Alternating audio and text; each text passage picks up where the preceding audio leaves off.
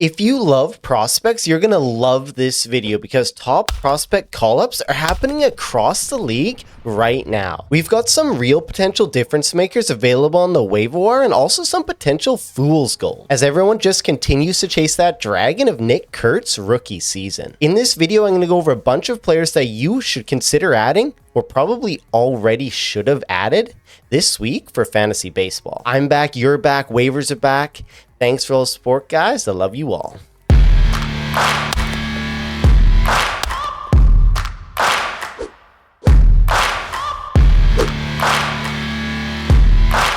Alright, so I said it in the intro, people love prospect call-ups, especially at this point of the season when the waiver wire can just feel so dry, so picked through, like you're just recycling the same players, adding and dropping over and over again. So when an exciting young player who had been ascending through the minor leagues gets a chance with the big league club, you just gotta take notice, especially one that has league-altering potential like this prospect does, and that's going to be AJ Ewing from the New York Mets. So the Mets called up Ewing earlier this week, one of their top prospects who recently moved up to AAA. It could be an aggressive promotion. I know some people are kind of up in arms about it, but it's not out of character. Carson Bench was the same thing just after 24 games at AAA, and it's not like he tore the cover off the baseball either. Ewing hit .339, .447, .514 across the top two levels of the minors, with his most important skill for fantasy just being his speed. The dude can flat out run. Ewing stole 70 bases, yes, 70 bases last season, and was already up to 17 in his first 30 games in 2026. And the best thing that complements speed, the damn ability to just get on base. And Ewing excels in that area. He's been one of the most patient hitters in the minors since his debut, having walked 14.4% of the time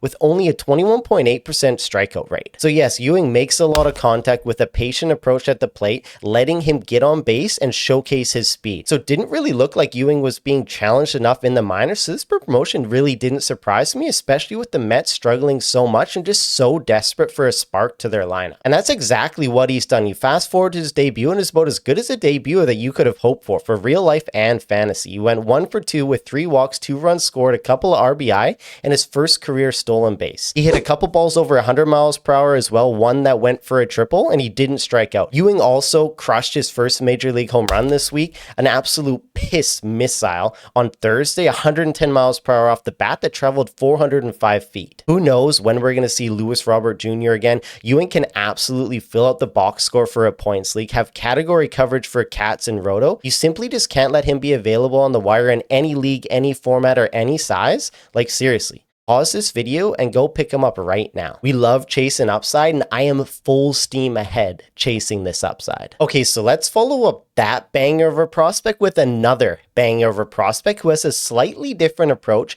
one that comes with a lot more raw power potential in his bat, but has some of that stability of having a nice floor with his stolen base upside, like we talked about Ewing earlier. And the guy I'm talking about is a strong, athletic outfielder with big tools, Henry Bolte. Now, Bolte was running wild at AAA, not 70 plus like we just talked about with Ewing, but he still hit 30 bases in 71 AAA games dating back to last season, so it's still very significant. He wasn't slacking off in that regard at all. The big plus with him is his 14 home runs on top of that.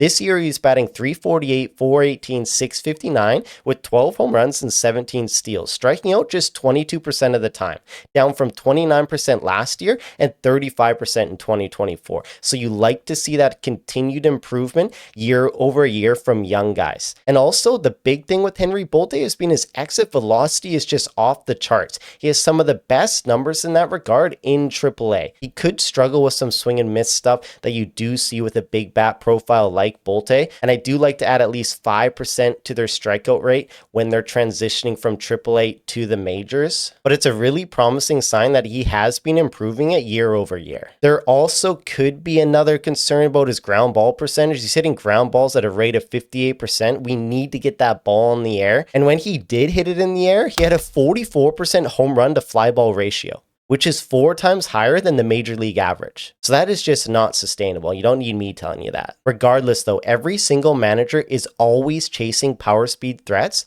because they're a literal cheat code in fantasy.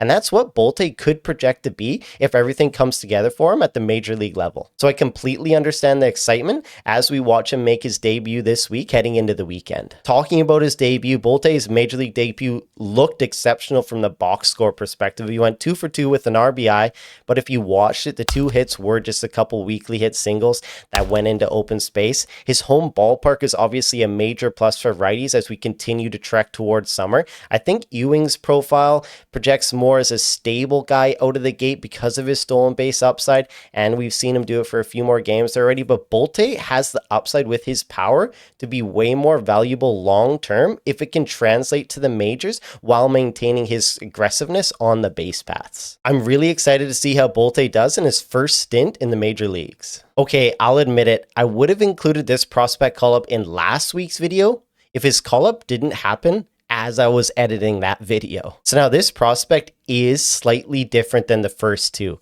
He has enough raw power to flirt with 25 plus home runs, enough speed to swipe a handful of bags, but the most promising thing was his 16% walk rate in 2025, giving him an all-around solid profile of power, speed, plate discipline that neither Ewing or Bolte have. So welcome to the show, Mr. Ryan Waldschmidt of the Arizona Diamondbacks. So yes, he did make his debut on May 8th after stashing 289, 400, 477 with 3 home runs and 6 steals in the minor leagues. And he's went 5 for 18 with 3 RBI with an expected slugging percentage of 493 since his debut. He has impressive bat speed. He's not going to chase and hopefully see a solid strikeout to walk ratio. He's hit a few balls over 100 miles per hour already, and I'm hopeful that he can continue to work himself up in that lineup the more and more comfortable he gets against major league pitching. Waldschmidt does have a very passive approach though, so I want to continue to see how that's going to translate at the major league level, if he's going to continue with that approach or maybe get a bit more swing aggressive. But his profile could definitely project to be something like a 25 home run, 15 steal guy with a tremendous floor. And that's clearly something worth chasing in fantasy baseball. Okay, next up, I think we have our first repeat guy in the main waiver wire section, because I think we talked about this guy a while back when he debuted all the way back on April 15th. And to be honest, he didn't have the best start to his MLB career at all by any means. He started 1 for 15, so that's not ideal unless like you're my buddy Mark in a rec league basketball, then we call that improvement. But he's really picked it up lately, and he's just letting the skills that he shines at shine. He's the 89th ranked player in the last 14 days for category OBP leagues. So give a warm welcome back to Mr. Sam Antonacci. So putting the cold start aside, Sammy Adams has been very solid for OBP leagues. He's 13 for 39 with 3 RBI, 3 swipes, and a robust 422 OPP. His expected batting average is 50 points higher than his actual. His expected slugging percentage is 70 points higher than his actual. His expected WOBA for the trifecta is 40 points higher than his actual. Man, I'm out of breath. Pass me a vape. Positive regression will eventually come to Sammy though, don't worry, especially when he has a zone contact rate of 90.3%. When he gets his pitch, he's making contact. Something you just love to see from a young player. I don't think there'll be that much power in his profile though. His exit velocity, hard hit percentage, and pull air percentage are lacking a little bit, but he does excel everywhere else. If you're in an OBP league, I think Antonacci is a must-add type guy in 12-man leagues as he continues to lead off now for the Chicago White Sox, and he should be a solid source of hits and steals as well. I'm into Sammy Boy, and he has multi-position eligibility too, at least in Yahoo, so you shouldn't have an issue finding a spot for him in your lineup. I'm pumping up just so many Mets hitters this video, you may as well just call me James Shiano, but this is another guy who kind of came out pretty lame duck to start the season, but he's just been on an absolute tear lately, absolute fire, trying to pull that Mets team out of the shitter. He's racking up multi-hit games, stealing bases, RBIs, runs, you name it. Now at the top of that order, and hopefully to stay, but he does have, some prospect chopping at his heels. We're talking about Mr. Carson Bench. So yeah, to start the season, there was some hype surrounding Bench for sure coming out of training camp, but it was pretty short-lived as he did scuffle pretty hard out of the gate, batting 192 in April, striking out 17 times with only 5 walks. Not what you wanted to see from one of the Mets' prized rookies, but he has really turned it around lately, going 13 for 40 with 1 home run, 7 RBI, and 1 swipe in his last 2 weeks. He only struck out 7 times in May with 4 walks. That is improvement. It's not some glaring improvement, but it is improvement, and it's what we like to see He's also batted .325 with an .861 OPS. He just looks more comfortable at the plate. He looks more confident at the dish as he's getting more adjusted to major league pitching, and the games are just starting to slow down for him. I think he doesn't look as anxious. All of that just comes the more and more experience he has in the big leagues. Looking at the hit chart, Benj can just spray the ball all over the field. He has the ability to fight off all types of pitches. All his expected stats are better than his actuals, and Benj is a great defender with the ability to play all three outfield positions, allowing himself to stay in the lineup practically every day for the rest of the season, barring any injury. Soto has also seemed to take the rookie under his wing, and sitting under that learning tree could prove to be extremely beneficial for the youngster. Benj still has a tremendous amount of room to grow. The upside is still sky high, it's clear, and he's proved that he can deal with struggles, push through it, and come out the other side better. I think Benj is a solid add in 12-team leagues right now. Alright, and you know we always gotta have an injured pitcher to stash. It can be downright scary out there right now with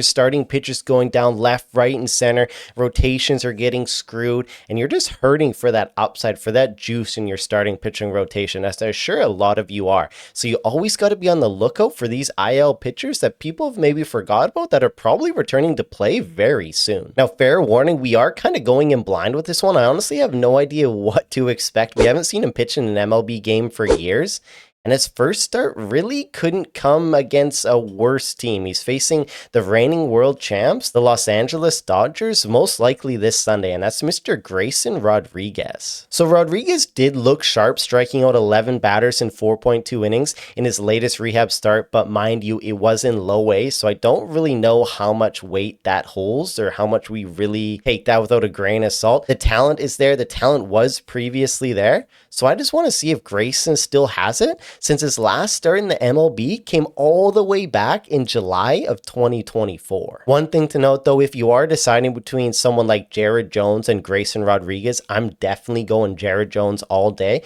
but I am kind of holding out a little candle to hope here for Rodriguez as we practically go in blind for his first start against the Dodgers. I'm not starting him by any means, but I'm letting him rot on my IL till I see what that start looks like and what kind of velocity, pitch mix, pitch movement we see, and then I'll decide from there. Because you know, if he goes out against the Dodgers and he absolutely just smacks ass, he could just be instantly scooped up, or that bid price could just skyrocket, where right now you can probably just get him for free. All right, and just a quick shout out to the sponsor of this video, my buddy Mark. I appreciate you, man. Let's go.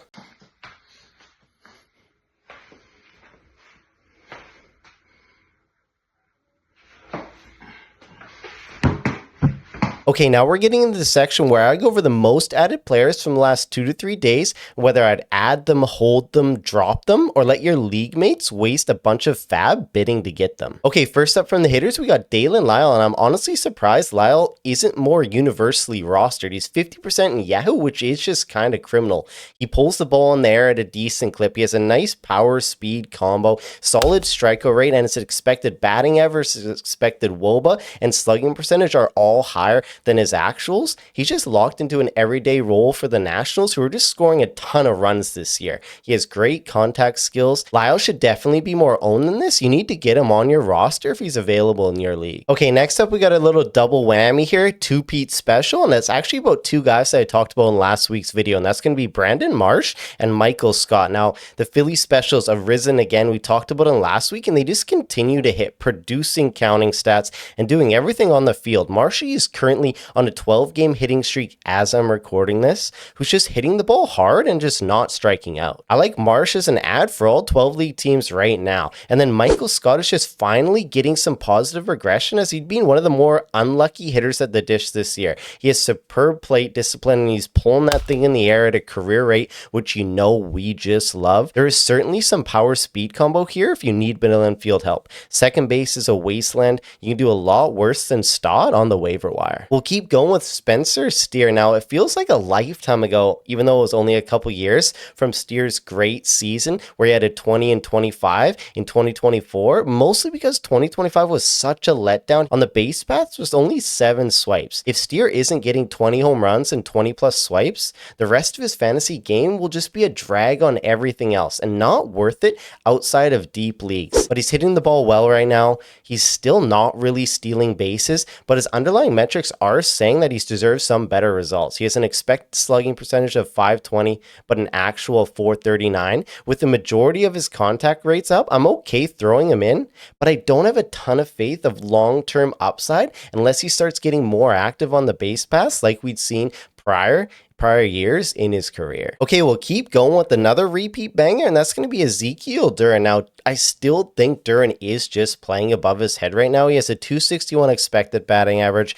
versus a 296 actual, and a 326 expected WOBA versus a 374 actual. The bat speed and average exit velocity both are career highs though, so he has continued to hit, showing a little power. I just wouldn't be upset at all if you missed out on him, if someone in your league already grabbed him, as I think this could end up being his best stretch of the season by year's end. Okay, and saving best for last, we have easily the best Minnesota Twins hitter so far this year, and that's going to be the back catcher, Ryan Jeffers. Now, his StatCast page is just lit up red. He's increased his bat speed while reducing his swing length. His pull air percentage has increased. Literally all his power metrics are the best of his career so far, and he's sporting a 14.7 walk rate, a 16.9 whiff percentage, and a 17% K rate, giving him such a tremendous floor for points leagues. With increased contact and the ability to hit for power, Jeffers just looks poised to push for top 5 status in the catcher position by season's end. And his roster rate should reflect that and just be a lot higher. Okay, now let's move on to the 5 most added pitchers from the last few days. And first up, we got Ryan Nelson.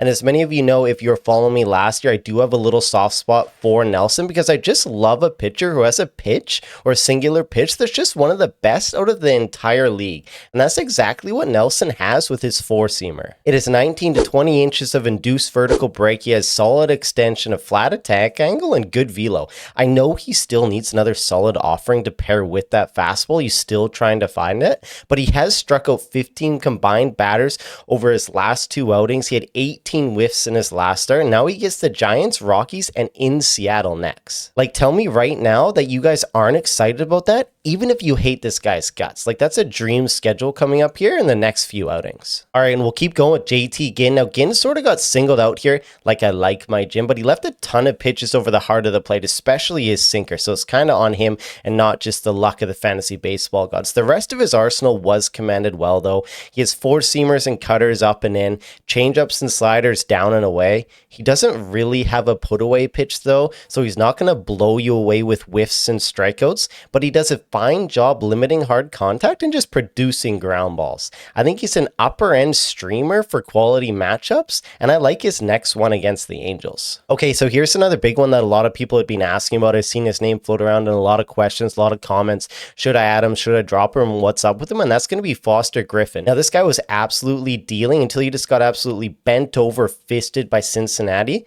And I can't fault anyone really for chasing him leading up to this point because he'd allowed 1 earned run or less in his last 3 games. Albeit it was against the Chicago White Sox, Miami, and Milwaukee. Still, though, he was getting some legit strikeouts and his command was exceptional. But as you saw on Thursday, I can't really fully buy into Foster Griffin as like a long-term guy that you can rely on for fantasy success. His expected ERA is double to his actual. He doesn't produce a lot of ground balls, and generally against better opponents, he will not blow you away in the whiffs or strikeout departments either. He's got the Mets next and then Atlanta afterwards, and I'm just super curious to see if he can get back on track after that implosion in Cincy.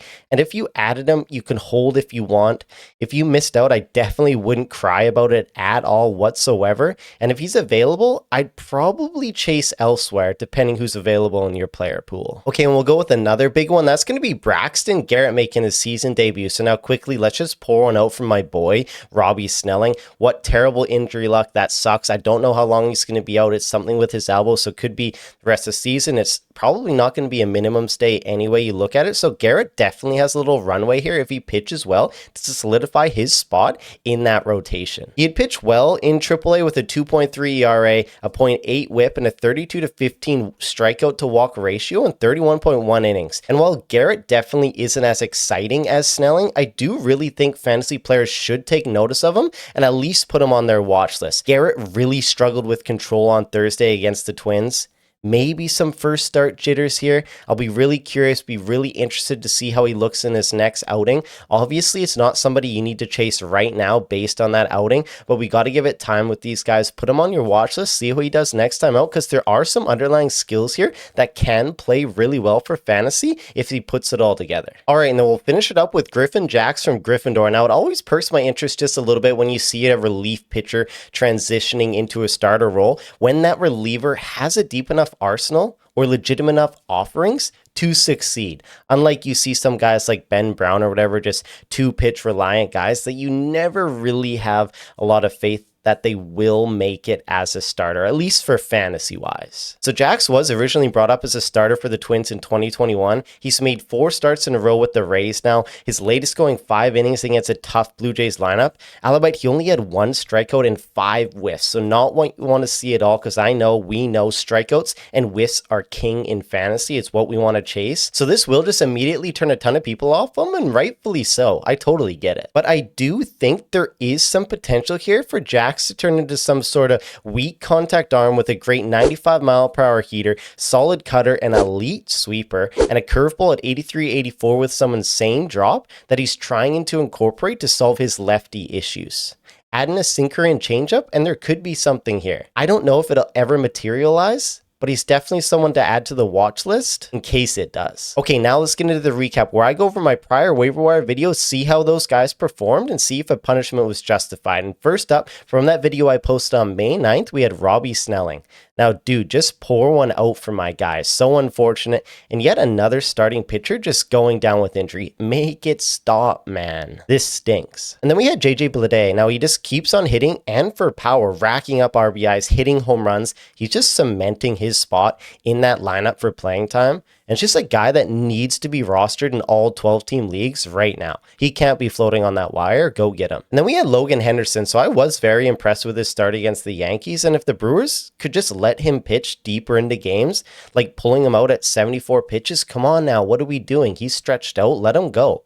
But I'm into Henderson, and again, he's another guy that just needs to be rostered in 12-team leagues right now. And then we had a deep league ad for Bryce Matthews. So I gave him the awesome number 2 sports jinx here. He had 2 hits the day the video came out. Then he went on a nice 0 for 14 streak from my boy. So you gotta love to see that. I was a little skeptical about him regardless. It was only just a deep league ad. And I think it's gonna stay that way until we see some improvement on his swing decision and strikeout rates. They're both just too bad right now for him to have any resemblance of a fantasy floor. Then we had Zach Geloff from my other deep league ad, and he did way better. The more and more he continues to hit, the more and more I'm getting into Geloff. But like I said before, he's made some tangible improvements that are translating to on-field success, which we like. And I just hope he keeps it up. And then we had Andrew Vaughn. He didn't really give us enough yet to determine if it's going to be real or fake from his stats in Milwaukee last year. I'm still betting that it's going to fall somewhere in between. I bet you it won't be as good as what we saw, but it's not going to be as bad as his tenure in Chicago. If that ends up happening, we'll be super solid for 12-team leagues. And then the prospect to stash, we had Cade Anderson. He keeps dealing. I'm stoked. Get Castillo to the pen. Miller actually did look very good in his start, even though the box score didn't really reflect that. Anderson is definitely my top pitching prospect to stash right now, even though he just has no spot open in the rotation. But as you guys know this year, you can't predict injuries. Injuries are going to hit, and Anderson's going to be ready. Okay, so to recap, Snelling doesn't really count. The only really bad one, I think it was just Bryce Matthews with that gross, disgusting 0 for 4 little streak there. But there is no way there's a punishment for this video. No way. But I know I said last week I owe you guys one for last week, so here it is.